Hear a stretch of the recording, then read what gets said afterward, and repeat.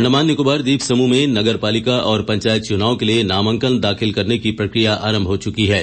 Port Blair नगरपालिका परिषद के चुनाव के लिए अब तक वार्ड नंबर 16 और 17 के लिए एक नामांकन दाखिल किए गए हैं। अब तक ग्राम पंचायत सदस्यों के लिए 5 नामांकन, प्रधान के लिए 2 तथा पंचायत समिति के लिए 3 उम्मीदवारों ने नामांकन दिए हैं।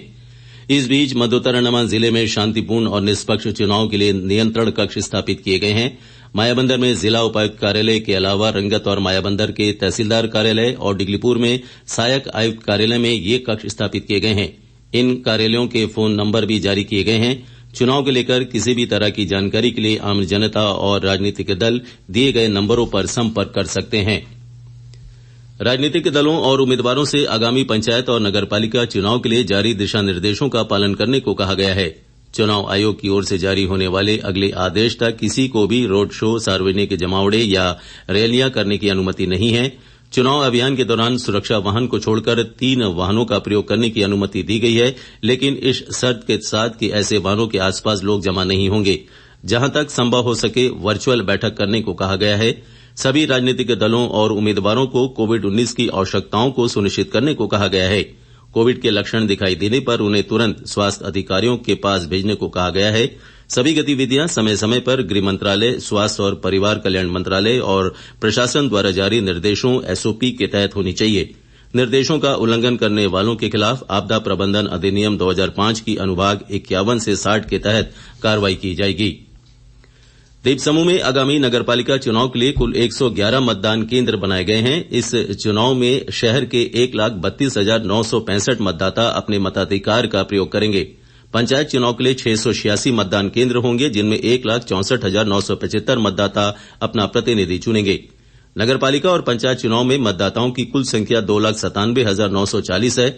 इस चुनाव में ग्राम पंचायत सदस्य को चुनने के लिए मतपत्रों का रंग सफेद होगा, जबकि प्रधान के लिए गुलाबी, पंचायत समिति सदस्य के लिए हरा, जिला परिषद सदस्य के लिए पीले रंग की मतपत्रों का इस्तेमाल किया जाएगा।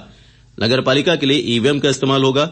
इस चुनाव के लिए अब तक 3 पार्टियों को चुनाव चिन्ह आवंटित किए जा चुके हैं। चुनाव आयोग द्वारा अगर किसी अन्य राज्य में राजनीतिक दलों को राज्य दलों के रूप में मान्यता दी गई है, लेकिन अंडमान निकोबार द्वीप समूह में उन्हें मान्यता नहीं मिली है, तो वे उन राज्यों में पार्टी को दिए गए चुनाव चिन्ह के लिए आधिकारिक गैजेट के प्रकाशन के 3 दिनों के भीतर आवेदन कर सकते हैं।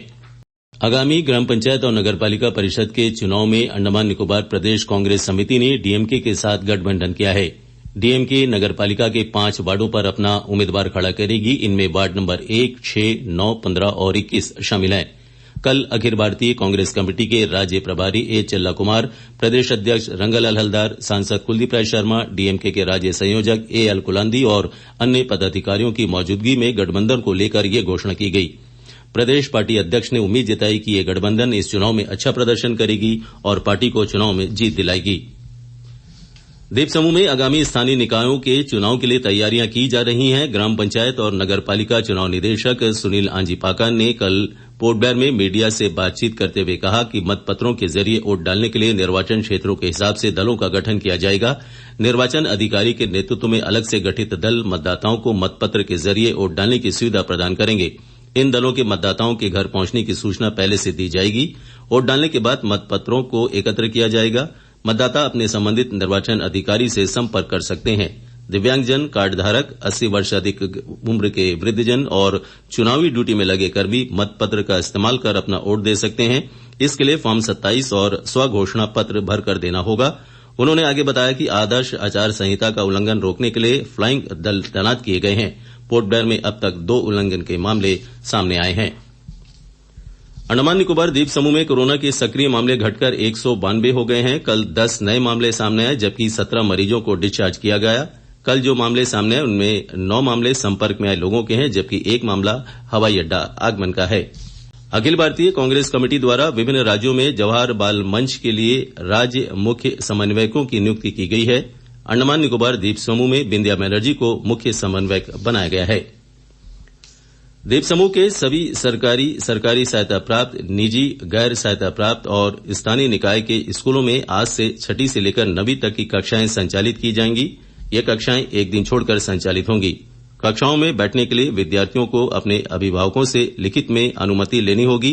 हालांकि ऑनलाइन शिक्षा जारी रहेगी और स्कूलों में उपस्थिति को अनिवार्य भी नहीं बनाया गया है। कक्षा 1 से लेकर 5वीं तक की पढ़ाई पहले की तरह ऑनलाइन मोड पर जारी रहेगी।